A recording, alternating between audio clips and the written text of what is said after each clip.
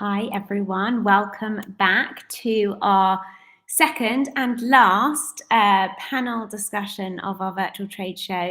Hopefully you have joined a few of the other sessions to learn a little bit more about how these work, but if you haven't and this is your first one, it will be an open conversation with some incredible experts that we are working with, and please ask questions. We've got them for an hour, and please utilise the time and pop your questions in the audience chat. This session is all about why giving back builds better brands, something I really believe is integral for growing brands and businesses today. And so I won't chat too much further. I will bring on our panelists and we'll get going. Hi. Welcome. Hi, Sam. Hi, Sam. Hi. I'd love for you to all kind of give a little intro to yourselves and a bit about your background and what you're up to at the moment. Jack, you're top left for me, so do you want to kick off? Sure. Hi, everyone. So I'm Jack, and I'm co-founder of Object, which is a new zero plastic beauty brand. Me and my co-founder, who's also my partner, came up with the idea in 2019, and it took us a couple of years to develop, and then we launched last year. So yeah, that's me. Cool. Thanks, Jack. And Sian, over to you. I'm a little bit older, so I'm allowed a little bit more time to say how I got to where I am. So yeah, my background is that of a serial entrepreneur. So I always say I'm the least likely eco-warrior you'll ever meet. Now here I am fighting the world with plastic, and it's a bizarre place for me. But I think the fact that I am an entrepreneur means that it gives us a very different approach as an organization with this single mission of igniting and inspiring the world to turn off the plastic tap. And most recently, obviously my interest in what you guys are talking about today, most recently, my business I was a co-founder of a company called Mamma Mia, which was creating the first premium pregnancy skincare brand. So I ran that for 11 years.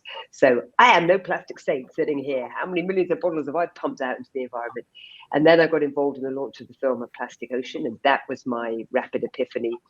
And then I decided I would create a different kind of organization that would work with business, ignite business from within rather than attack it from the outside, and lobby governments to create new laws. So that's what I do now. Amazing. Thank you so much, Sian. And Joe, over to you. Hi, I'm Jo Lawrence, and I'm head of sales at Forstate. And I've kind of got a similar story to Sian. I've been no eco-warrior whatsoever. I've worked in the travel industry for the last 30 years, and just recently moving from travel to eco because Forstate is a lifestyle online and bricks and mortar stores that was actually set up by my eldest daughter's best friend. And so I've kind of got into this business in a kind of slightly unusual route. During lockdown, not very much was happening with travel. However, Forstate was really kind of, coming to life.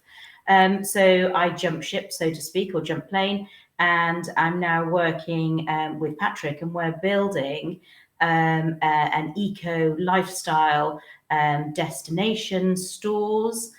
We've got 3 stores currently, and we're looking at kind of, expanding that, online and offline, and working really, really closely with amazing brands that give back to the planet and always putting the planet first. So a little bit different for me to kind of get into this industry, but absolutely loving it.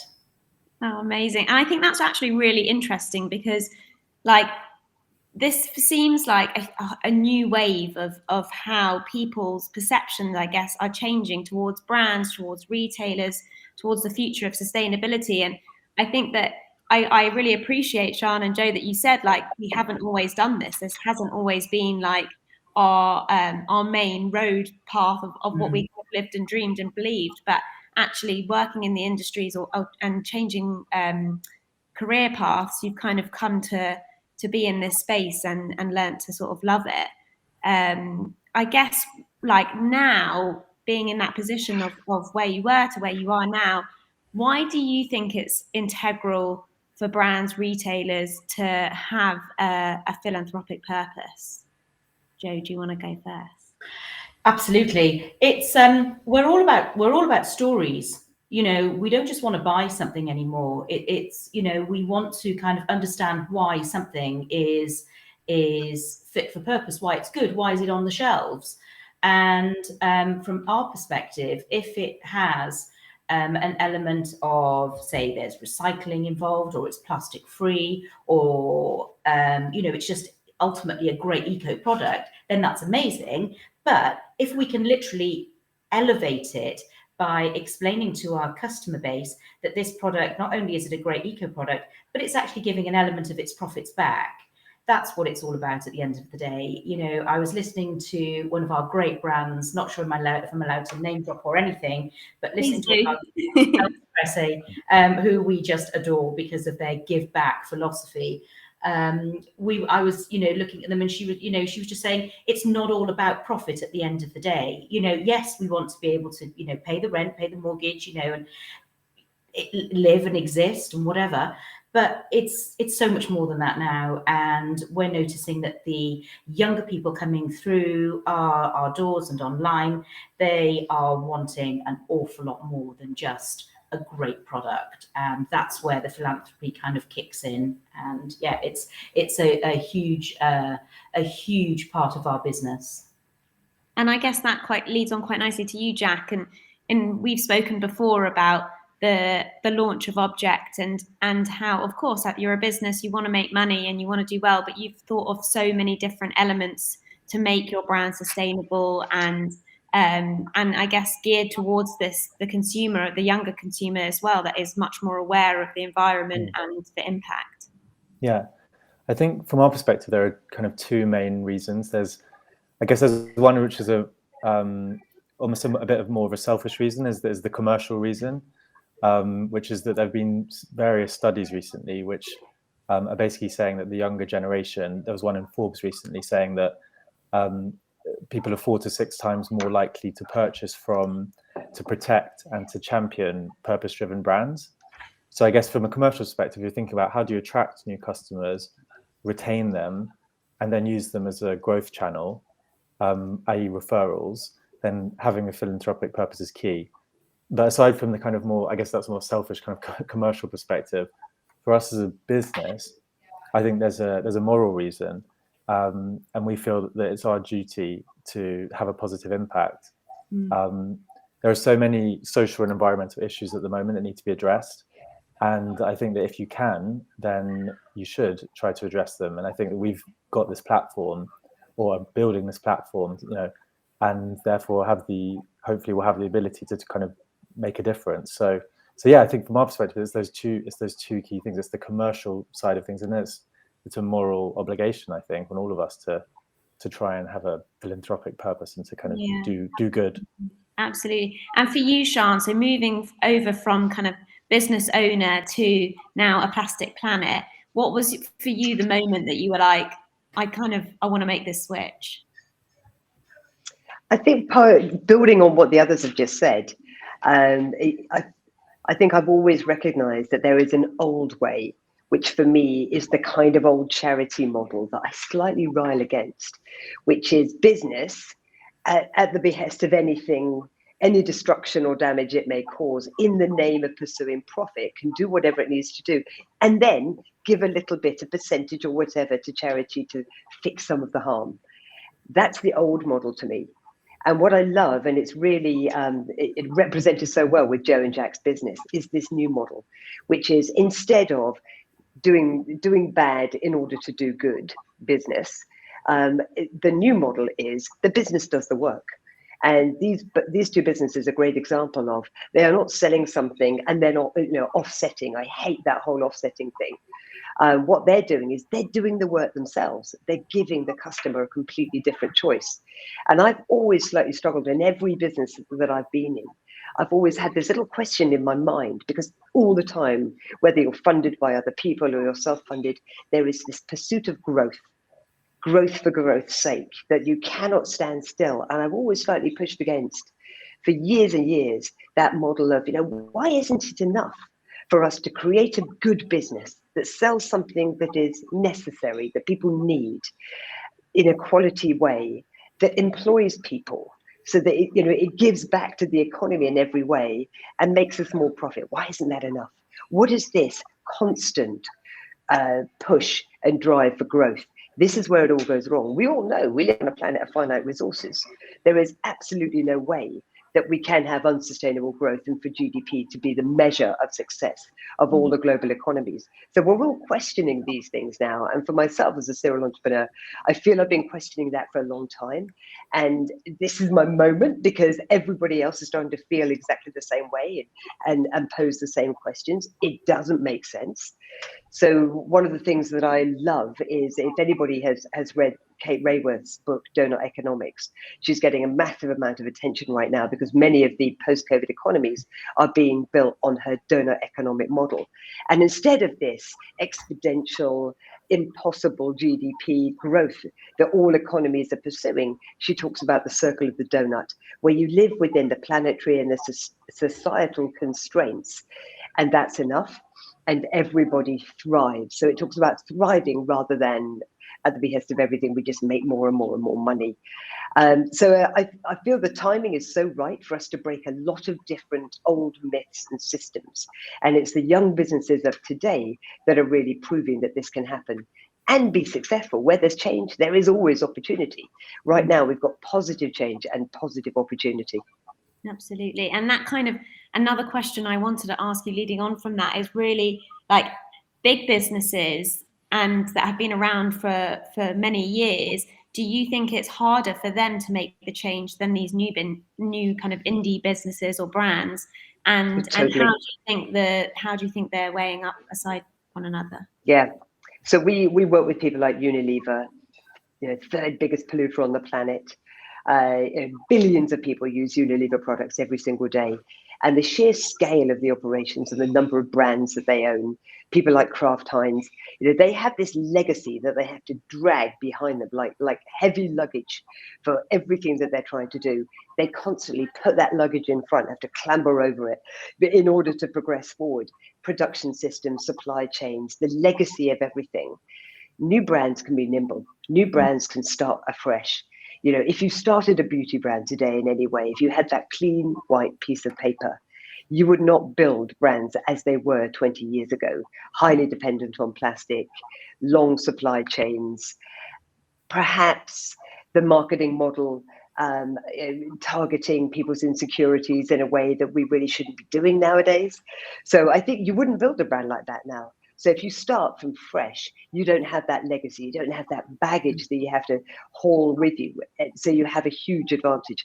And those are the brands. There's going to be a massive amount of M&A, mergers and acquisitions happening right now, because those are the brands, those nascent brands that are doing the right thing that the big guys cannot do because of the legacy that they have. They don't have the storytelling that Joe was just talking about. It's not authentic for them to have these founder stories, so they'll buy them. And we've seen that, over the decades, and we're about to see a huge amount more of it. Yeah, absolutely. And I think it is also about that as a new retailer or a newer brand, having that authenticity and making sure that we spoke about this in our panel that we had earlier today, but really being as transparent as possible, not admitting that you can do everything and that you're green and clean and wonderful as possible, but as you are, but being honest and saying, look, we can do this and this is what we're able to do, but kind of putting your hands up and saying, look, we can't do it all. Joe, do you feel like in your messaging to your customers that comes through and that's important? Yeah, I mean, we don't have brands, our own, at the moment we don't have 4 state brands, that's hopefully in the pipeline, but we curate brands that we have in store, and they're not all perfect. They're not ticking all of the 4 boxes that we'd like them to tick. Our business is called 4 State. It's about the 4 states: air, water, land, humanity. And ideally we would want a product that ticks all of those boxes, but it's not possible. So what you end up doing is you end up using one brand because that kind of comes under the humanity element of our business, or you use another brand that comes under our water or our land. And what we try and do is make sure that our customers are fully aware of this, and they can see the transparency. They can see that certain things are made in countries where they might go, oh, shock horror, this is made in wherever. I don't want to buy something from a country, on the other side of the world. How on earth can it be eco? And our staff are educated, and they educate the consumer, and they explain to them why it's still a great brand, even though it comes from from somewhere else, because it's been produced ethically. And I think having those conversations is so important. And that's, for us, that's what it's all about. Basically, we love people coming in and buying lots of things, but it's education at the bottom line for us, and explaining about these brands to our customers. That's the most important thing. So transparency is huge. It's key. And how do you sorry, go on, Jack. I was going to just add something to the point before about what, for older businesses and the risks and of transitioning to more sustainable practices. I think one thing we had recently, which was quite interesting, was that I think as a new brand, you can kind of, well, I don't know if it's you pick and choose your customers or more that they pick and choose you, but for the more, so they'll pick and choose you for your messaging and for what you stand for. But for more traditional brands, they'll have a user base, that they've had for decades. And I think actually changing your messaging in respect of those people who've been your customers for decades and expect a certain messaging is actually really difficult. And we had, I guess, related, we sent out a newsletter recently, which was about why vegan beauty products are great. And we got quite a lot, we got a couple of very negative responses to it, which I thought was quite interesting. And it just showed me that there is actually, I think, quite a lot of resistance.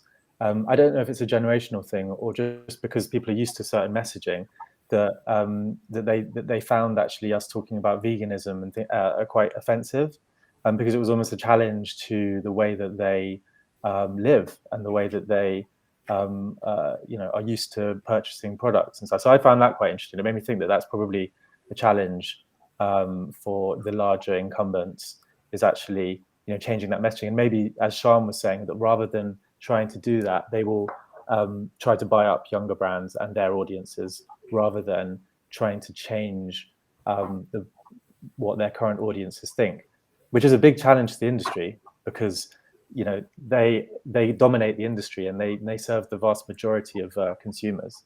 Yeah, absolutely. Sian? Yeah, just add something to that, because I think, Jack, big brands most of the time, they don't even know who their customers are, because they're dependent on such an old retail model where maybe they're selling via Boots or Superdrug or wherever, or Feel Unique, or look fantastic, but they don't have that data. And now, obviously, most brands, it's great that you've got physical stores, but I'm sure you've got a decent e-com businesses as well with Forstate. And so many brands now are going to market with this D2C model. So they have this incredible opportunity to really understand their customer, what they want, how they shop, what their needs are, how to target them, all the things that we know you can do so easily. So they're not dependent on this blanket advertising messaging and just mass distribution, which meant that I think historically, the quality of the product was almost the last thing that you could spend money on, because you had to spend so much money finding your market and getting cut through in this crowded shelf. And I'm hoping that going forward, when we have much more data, we can be much more singular and targeted to find our absolutely right audience. We can start to spend more money on the product itself, the packaging certainly, but the product itself as well. Because having run a skincare brand, I know what the cost of goods is. I know what the retail margin is. The whole thing is weighted wrongly, and it would be great to see with all of this going forward, perhaps even that can be reversed as well. Definitely.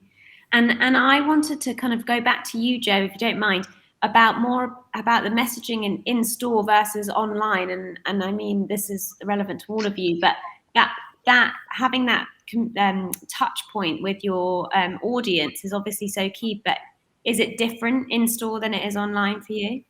Yes, I think it is. And it's really interesting, because we originally started as an online company, and the idea was to curate eco products that were kind of aligned with the 4 states, and customers could go online and they could choose, for example, if they wanted to be passionate about the oceans or passionate about air or whatever, and they could choose brands aligned to the 4 states, which is all which we have our 4 charity partners linked up with the 4 causes.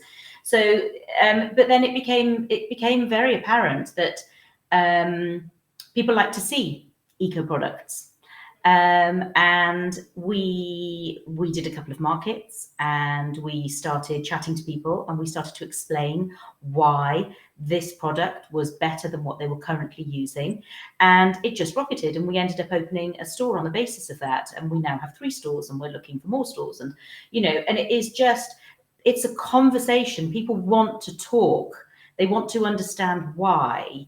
I'll have customers coming in and they'll be interested. They'll think that they're eco because they're using this great washing up liquid or laundry liquid that they get from a supermarket. And then when you kind of explain to them, well, actually, it's not so great anymore because it's been bought up by somebody, and it's so it's having those conversations with our customers. It kind of enlightens them a little bit. We don't get the opportunity to do that online, obviously, because we'd be up at 3 a.m. chatting to people, and we haven't got the money for bots. So it's a very different experience being in store. But we quickly learned that in store is a huge part of our business, and talking to customers and explaining and educating is massive. And we have customers that come in and they just they'll kind of contact us and they'll say, this is great, we love the information that we're given for free. Yeah, absolutely. And I think that's testament that like retail is not dead, and that it's just evolving. And I think just giving customers, I guess, that different experience, the education in person is invaluable. I mean, we can get so much online, and yes, being online is great in so many ways for convenience and stuff, but actually coming into store, visiting stores, touching stuff, feeling stuff, that's the whole kind of element of beauty that I get so excited about, and I think is for the consumer is integral really for beauty. It's huge, especially as we've had lockdown, for so long now, and people haven't been out and about, people haven't been shopping, they haven't been in store. And the amount of customers we're getting in store now, and they're just, hey, I'm just having a mooch, and they're so happy to just be in a store and just picking up things and looking and understanding and chatting, and it's fabulous, absolutely fabulous. Love that.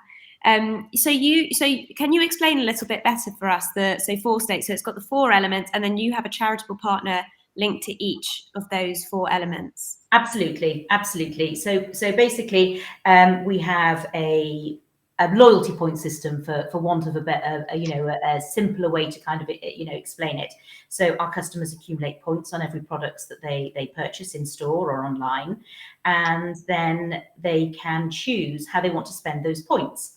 They can only spend those points on our 4 charity partners, and our 4 charity partners that we work with at the moment are aligned to the Humanity, Land, Air and Water states.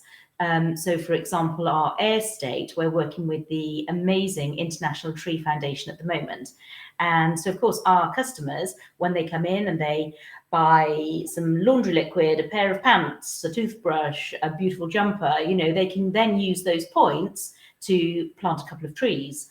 And for us, this is the ultimate point of 4 State. There is no point in just being a store selling beautiful products. The whole point is that our customers are learning to shop in such a way that they give back.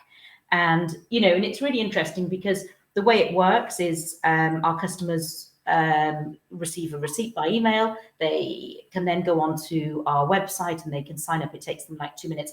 But it's really interesting because you'll kind of say to somebody, oh, I'll just pop the receipt over by email. And there's that pushback because people don't want to be bombarded by emails. We've all said no to emails in store.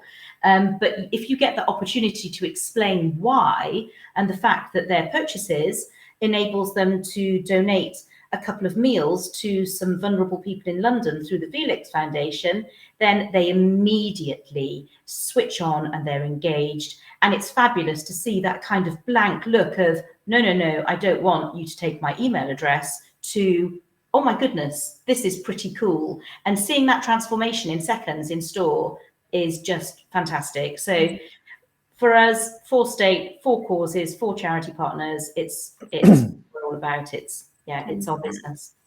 And I think that's a great initiative, and also works really well with keeping your customers, I guess, remain loyal. Yeah, they love it because they come in and they have a chat, and we've also got big blackboards up in our stores, in 2 of our stores. One store is too small, unfortunately, so in 2 of our stores we've got big blackboards up, and it shows the amount of trees that have been planted, the amount of meals that have been donated, and our customers can see it. It's visual. And they'll come in, they'll point at the blackboards and they'll say, oh look, I've donated my trees this month. Yeah, it's cool. I'd like to say it's my idea. It's too Love young it.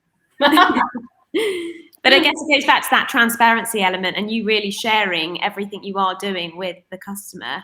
Jack, can you tell us a little bit about Object and how you guys are working with your partners?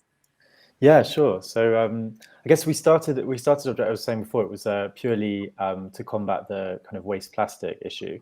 But then as the idea developed, the business developed, we kind of realized that it could be a lot more than that. And that idea of sustainability in our minds was more than just the plastic waste issue. It was actually about giving back to people and the planet, and so being sustainable in that kind of all-encompassing way.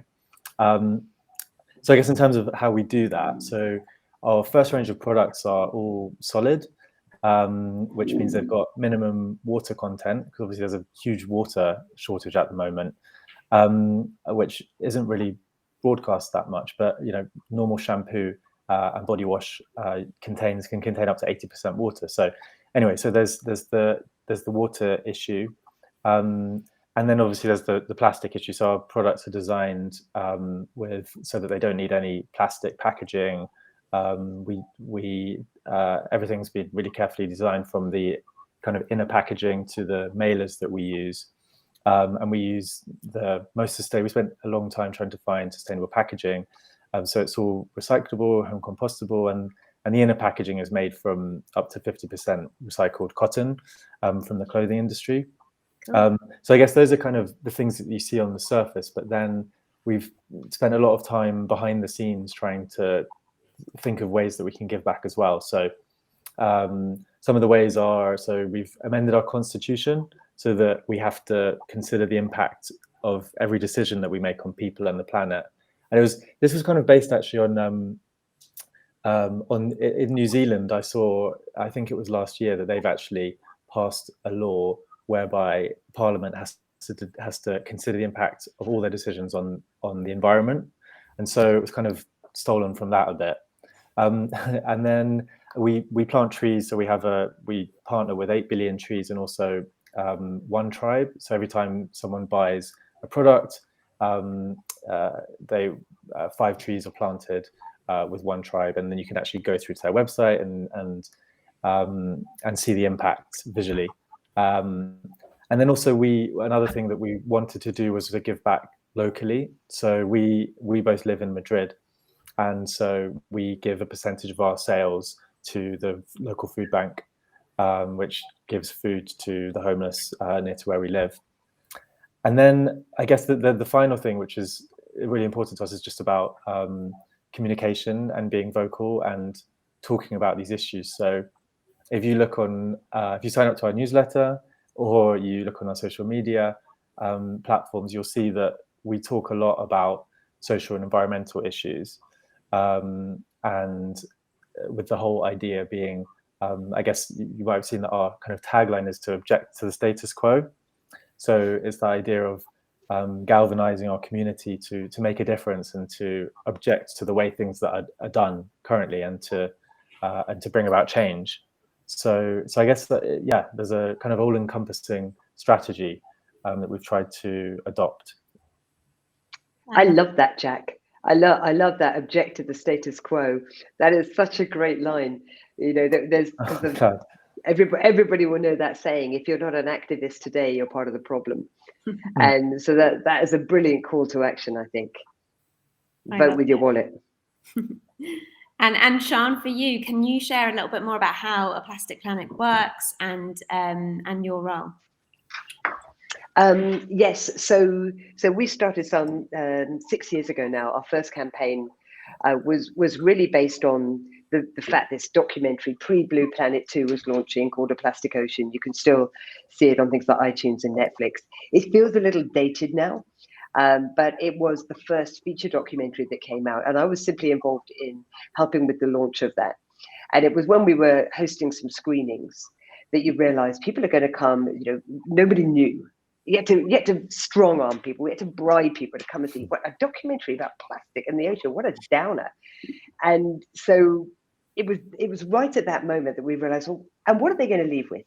They're going to feel scared, guilty, angry. Once everybody, because nobody knew, everyone's going to wake up to what we're doing every single day, and we continue to do. And then tomorrow they're going to go shopping, and they will be forced to fill their shopping trolley with plastic, as they still are today. So they actually have no choice. And so our first campaign revolved around giving people choice and asking supermarkets to create a plastic-free aisle. It took us a year. It became quite a famous campaign. We launched it in Amsterdam in February 2018. Since then, Blue Planet 2 had happened, and every supermarket had a pact or a pledge or a policy right then. Still, very little is happening. And then after that, we've launched a number of different campaigns. I mentioned that we lobby governments because certainly for big business, it is so hard to divest of this incredible but toxic and indestructible material. And so we have to have new laws. Some of you may have seen yesterday, very big day in the world of plastic, where the UN, the Environmental Assembly over in Nairobi, agreed the outline terms, to now be fully negotiated and finalized of the first global plastics treaty. And this is going to have such far-reaching effects. This will impact every person, every business on the planet very, very quickly. We'll see a lot of innovation and action happening now. Because that treaty is going to be legally binding, unlike the Paris Agreement. It will include plastic in its entire life cycle, not just pollution, which is where the plastics industry want you to focus. Keep looking here, so we don't look at this end of the pipe where we keep it on full and keep pumping it out. Let's look at the waste. And then also it's going to include human health.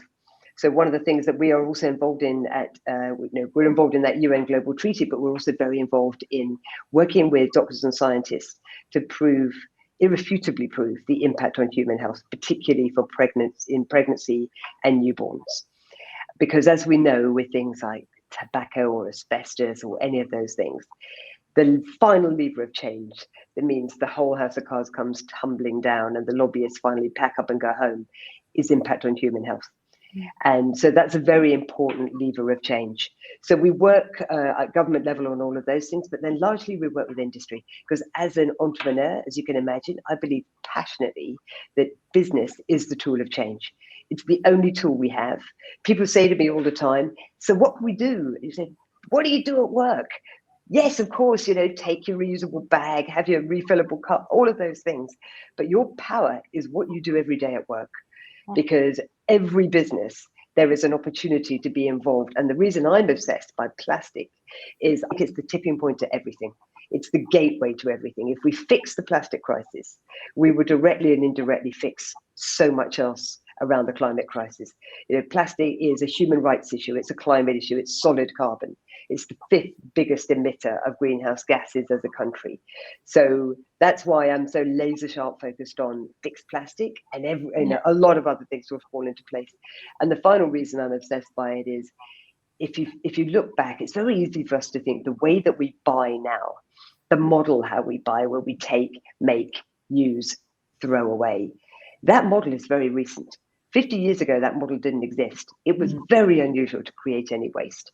We now create 6 billion tons of waste every single year. We rape the planet of 1.7 planets worth of resources every year, because we've broken that model of repair, refill, reuse. We've broken that model, and now it's just single use everything and chuck it in a bin. So I think plastic is the one material that enabled that to happen because it's so cheap, most subsidized material in the world. It's so eye-wateringly cheap that you can make something once and chuck it away. Yeah. And when my son said to me some 5 years ago, "So Mum, my iron's broken, where can I get it fixed?" It really hit home to me. I don't know anywhere you can fix an iron today when you can go and buy a new one for $12.99. This is where we've gone wrong on so many different levels, and the material that enabled that to happen was plastic. So that's what we do. We work with people like Unilever, as I mentioned. We worked with Kraft Heinz. We had a campaign last year called Sack the Sachet, which I think is going to have massive implications on flexible plastics, which are prevalent throughout the personal care industry everywhere. Almost 1 trillion plastic sachets are pumped out every year. I think we can live without them. There is no way of collecting them, let alone recycling them. So I think the UK will be the first country to ban the plastic sachet. And this chip, we want it to be more seismic. Things like the UN Treaty will help that. But bit by bit, I think that we are starting to see tremendous change happen. So I'm hugely optimistic about the impact this is going to have on the future legacy from all of us. Yeah, no, absolutely. And what businesses for you do you think are making such great positive change? I think it would be hard to ignore Lush because they were there at the beginning. And I think there were many businesses, I don't want to name too many names, but I love the skincare brand Ren. I love the fact that they don't do sachets, for example. I hate the fact that they do an ocean plastic range because it's such bullshit. And then what? Back in the bin, back into the broken system, for the recycling fairies. We've got to stop thinking that recycling or any other kind of plastic is the answer. We have to, just as Jack was talking about, we have to take the water out. Why are we shipping water around the planet? Just the energy costs of that alone. We need to be looking at the formulas rather than the packaging to fix all of the problems. And I think Lush were the first people to do that, creating things like solid moisturizing bars, that melt in contact with your skin. It's not for everyone. Personally, I walk past a Lush store and it's not always for me, but I love what they do.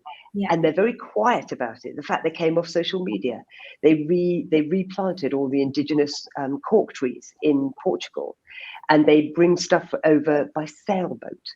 Nobody really knows this stuff. So I think people who are Lush fans, they know it, and they're incredibly loyal. And that is a privately owned business with some crazy amount of sales now. It's much bigger than people expect. So I think they're a one to watch because they have the hearts of their customer in a way that a lot of the bigger brands dreamt that they could have. Yeah, absolutely. And what about for you, Jo? I mean, you must have some favorites of brands that you're working with that you think really are like changing the way and have changed, I guess, your business. We do. I mean, we don't just look at beauty. We're a lifestyle store, so we have items in our kitchen area, in our bedroom area, in our living area, in our bathroom area. One of the newest brands that we've just taken on board is Subtract, and where we love the ethos behind Subtract, again similar to you, Jack, with Object, removing the water from products, removing anything that's unnecessary, and so that's a really superb product that we have in our stores at the moment in our beauty section. I didn't know about Lush. I mean, I'm just literally intrigued about them now, Charlotte. You've just mentioned them. I'm going to have to go back and do a little bit of research on them. There used to be one in the high street near me, and they disappeared. So I just kind of they from my perspective they've just gone very quiet. But I love what you've been saying, so I'm going to be doing a little bit more research on them.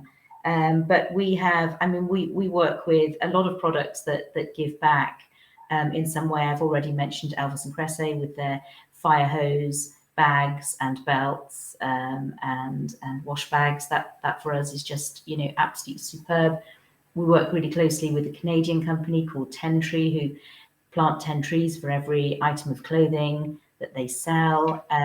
And this is, this is just on the basic level, and then we have our point system on top of that. So, our customers are planting forests at this rate. It's great.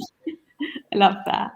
And Jack, for you, what about retailers that you see, I guess, from the brand side, that you think are sort of changing the space and are interesting ones to watch?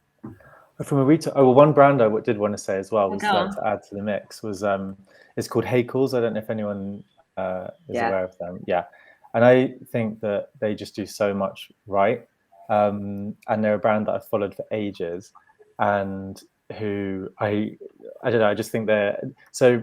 From everything from they're all their products have a link to the ocean.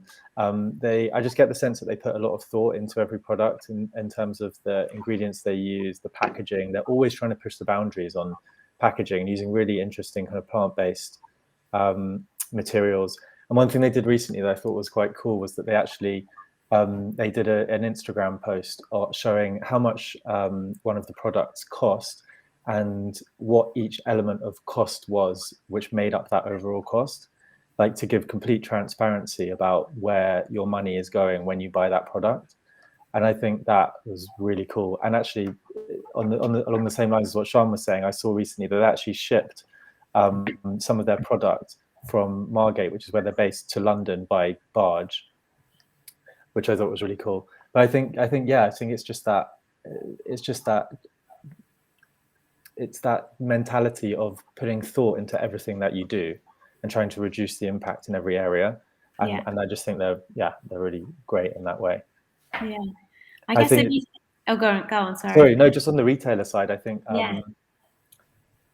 it's difficult. I guess brick and mortar retailers, I'm not an expert on that. I'm not aware of any which are. I know that there are initiatives like Selfridges have a section which is devoted to more eco-friendly products. But I think there's still a lot to go on that in terms of the bigger retailers. I think there are a lot of smaller ones which are doing great things. Like 4 States sounds like you guys are doing exactly that. And there are a lot of online retailers popping up as well, marketplaces with a sustainability focus. So it'll be interesting to see which of those succeed and which come out on top, because there's a lot of competition in that area as well. But yeah, I think the brick and mortar retailers, the big ones, there's a lot of improvement to be done. That's the impression that I get. Yeah, absolutely. No, I don't disagree. And I guess if we look back, the last 10 years have changed, I mean, hugely. Looking forward at the next 10 years, Sean, what do you envisage? So the next 10 years, I think we're going to see unbelievable pace of change, like we've never seen before, which for me, as an eternal optimist, is really exciting. I totally agree with Jack that I think this radical level of transparency is going to become completely normal and expected. There'll be a bonfire of certification marks, because half of them are simply business self-certifying, marking their own homework, and most of them, particularly in the fashion space. So we've got much more involved in fashion because it's a massive user of plastic. 70% of all textiles are made out of fossil fuel plastic, and the certification schemes around that, the standards around that, are shockingly low and highly discriminatory. So I think there'll be a bonfire of different certification marks that mean very little. I think we're going to see a whole redefinition of luxury. And for me, the old luxury was, I don't know, a little bit like going to the Dorchester. If it moves, gilt it, give it 5 flunkies. The new level of luxury for me is about care. It's about the care that you feel for yourself, the care that you feel for the environment, for everything that you're impacting. And I think that's a completely different metric that we haven't yet seen. Just as Jack was saying, we haven't seen that properly translated into brick and mortar retail yet. They're still reliant on that old glitzy model of retail, and that's going to be completely redefined. And then the future, I think we're going to see a massive adoption of refill.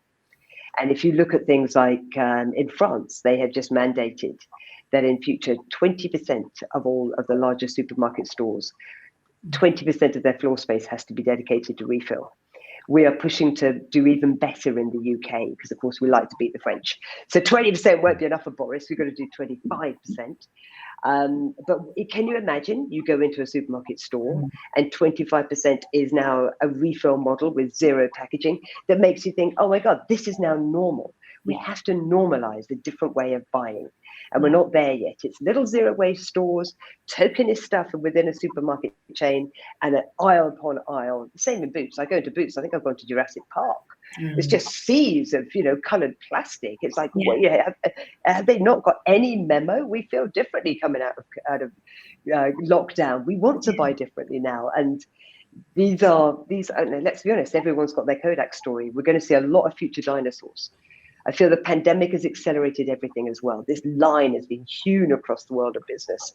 Those that step across it and reinvent and reimagine themselves, there is huge success for them down the road. And there'll be brands that just can't do it. They can't step over that line.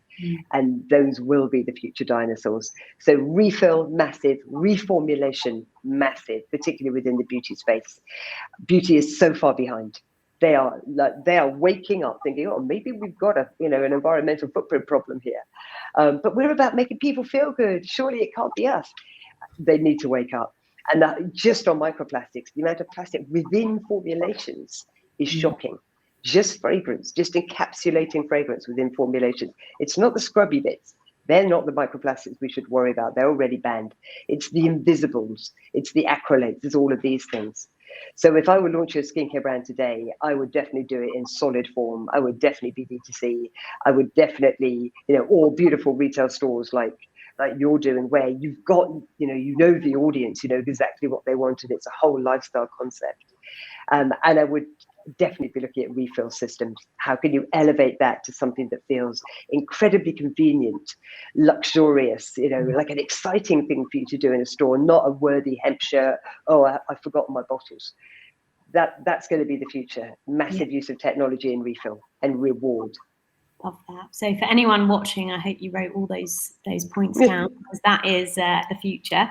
What about you? For you, Jo, what do you think the future of beauty looks like? I as a whole. 100% agree with Jack and Sian. What I would like to see, and I think this will happen. I'd like it to just become the norm. The amount of times I'm in a store, and one of our stores, and I hear somebody walking past and they'll say, oh, that's one of those eco stores, or that's one of those we do refills, or that's a refill store. I want that gone. I want it to be mainstream. I mean, I don't want it to be called eco anymore. I just want this to be how we shop, so that we shop and we put the planet first all the time. And we shouldn't have to go into a specialist store. Our high street should be littered with stores like this that just give us the opportunity to purchase what we need to purchase, without damaging the planet, and that needs to come as quickly as it can possibly come. Yeah, absolutely. And I guess it gets into that whole routine of a habit. Like, we used to just buy a plastic, or get given a plastic bag at the end of a shopping experience to put your stuff in, and now even that's changing. And it's like, if we can just change the stores, then the consumers will want to do it. I mean, how often do you ever speak to someone that goes, no, I don't care about the planet and I don't want to help it? Like, that's so rare. So we have to change the language. We have to change the words that we use. And I get so cross in the supermarkets where people say to me, do you want a bag? Hell no, I don't want a bag. Why are you offering me a bag? You shouldn't be asking if I want a bag. This is, why do you invested in plastics in some way? This is crazy. We need to stop. We need to stop that. We need to change how we speak. We need to change how we speak in retail. Yeah. Bottom line. Absolutely. And Jack, for you, what for you is, what do you see in the future?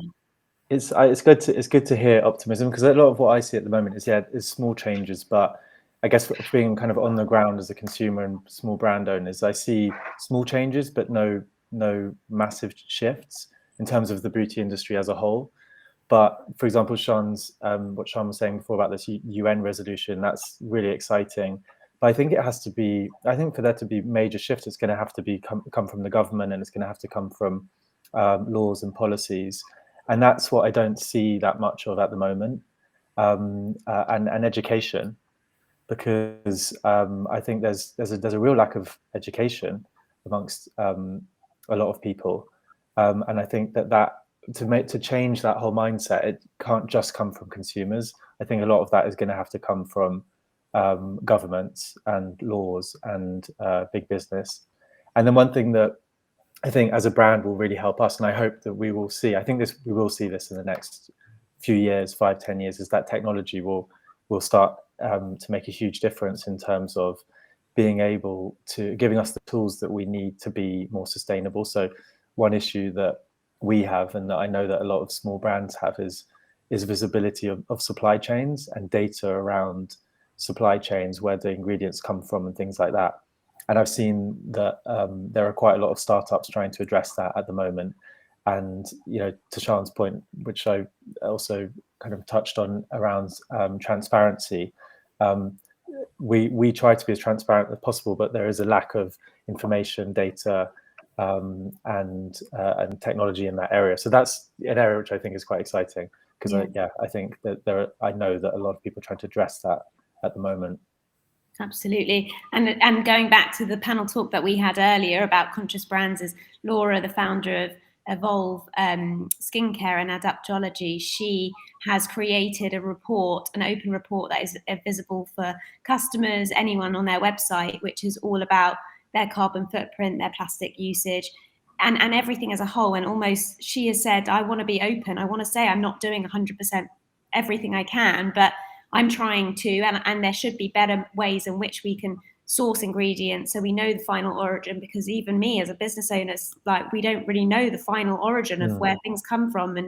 And so yeah, I feel like opening up the space and making it much more open for businesses, and she's so happy to work together with brands. And I think that's what's quite nice about the beauty industry, is that people want to share, they want to share the tools that they've got or the initiatives they've got to help kind of build on this better ecosystem as a whole. I'm hoping that there will also be a kind of, and it seems to be happening already, is a crackdown on greenwashing, because the danger is that brands try to be more transparent and provide more information, but because there's so much false information out there, it's kind of drowned. Yeah. And I think that's an area where government as well needs to step in, and do something about that, which hopefully will happen in the coming years. And back to what you said, I think that's happening.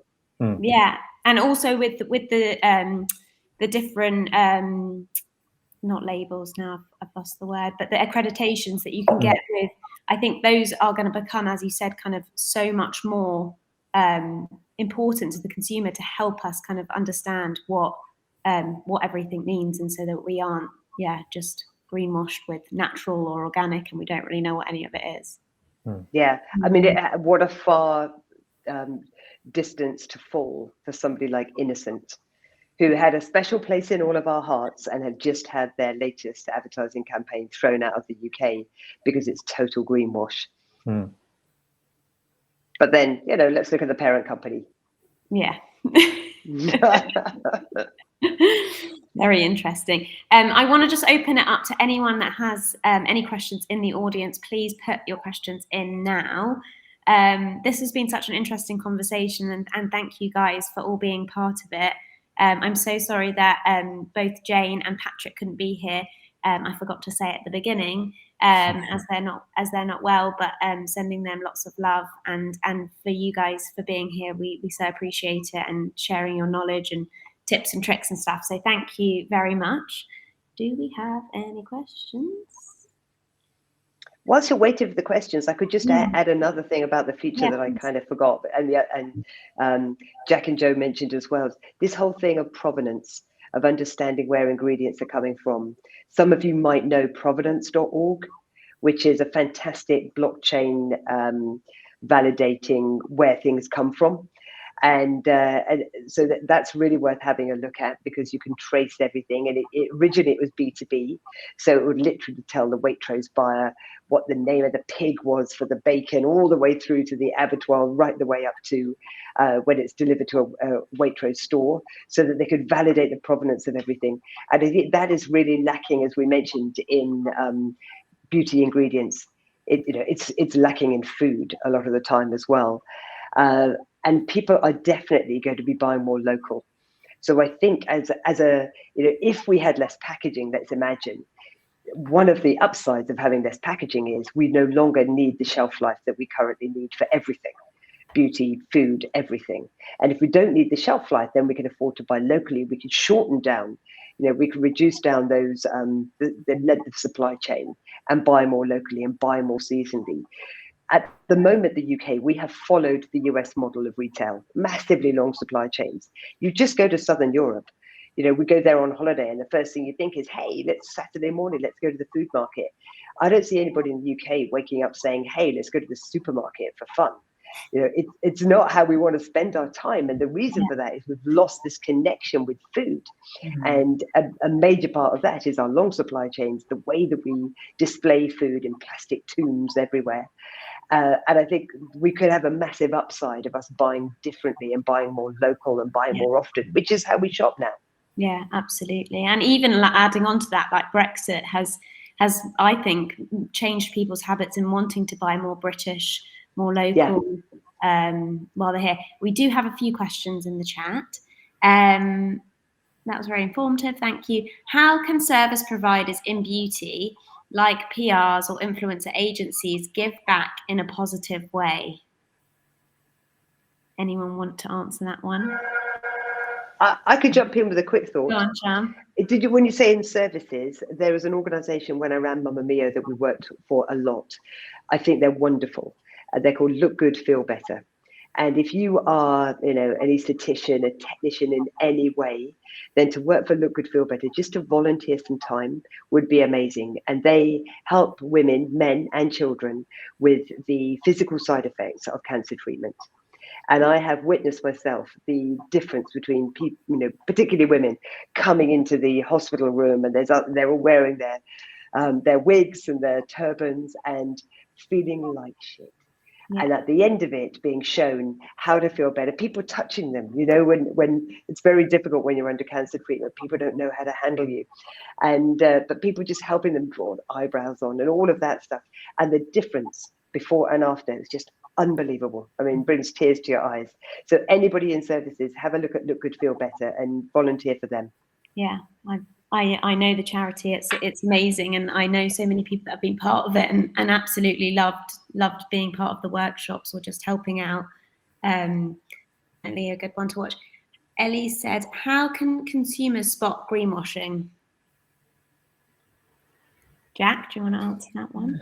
I think it's actually quite difficult. You have to do your research on the brand, and I mean that's what I do. There are actually some apps which are popping up, which I've seen, which do help. But yeah, the way that I would do it is actually just researching, look at the ingredients lists, doing a bit of digging, because I think there are some really obvious terms which are just misused. Like eco-friendly, sustainable, things like that. So I would almost just, those very high level terms, my initial advice is just ignore those and go into the more detailed claims and try and investigate whether they're actually correct or not. Yeah, and I see more research. Sorry, Jo. I was going to say, start with basics as well. Things like, does it come in a plastic bottle? Maybe, push that brand to one side. Is it in a glass bottle? Is it in a metal bottle? That sort of thing. So start looking at the packaging, just the things that you see straight away, and then look at any accreditations that it has. Is it organic? What does it, like you say, about the ingredients, that sort of thing. I mean, we've got Google at our fingertips. I go to a supermarket now and I have my phone and I scan bottles of wine, to tell me whether it's a good one or not. Do you know what I mean? We need to be doing the same sort of thing with our beauty brands to make sure that when we do buy them, we're buying with our eyes wide open. Yeah, there's also a guide, if anybody is interested, that was just brought out at COP26 last year by the British Beauty Council. I sit on the sustainability advisory for the British Beauty Council, and the first thing that we did as that council is create a guide for the public to really unpick what do all these terms mean. What does recyclable mean? What does organic mean? You know, organic within the beauty. There's no official metric for organic in beauty. It's not like food where there's an organization that qualifies that you're organic. It doesn't exist in beauty. So all of these things.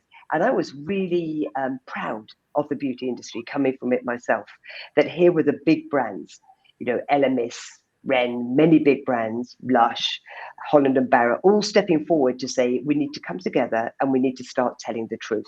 What do all these terms mean? So you can download that guide if you go to the British Beauty Council website. Yeah. Okay, that's I think great. one thing I'd just add as well is coming out is figuring out what's important to you, because there are loads of different elements of sustainability. It might be water, saving water. It might be focusing on plastic. Yeah. And I think that it's difficult to find products which tick every single box. Yeah. So maybe one starting point is working out what's important to you, and then kind of focusing on that. I love that. Nice, really nice takeaway. Thank you.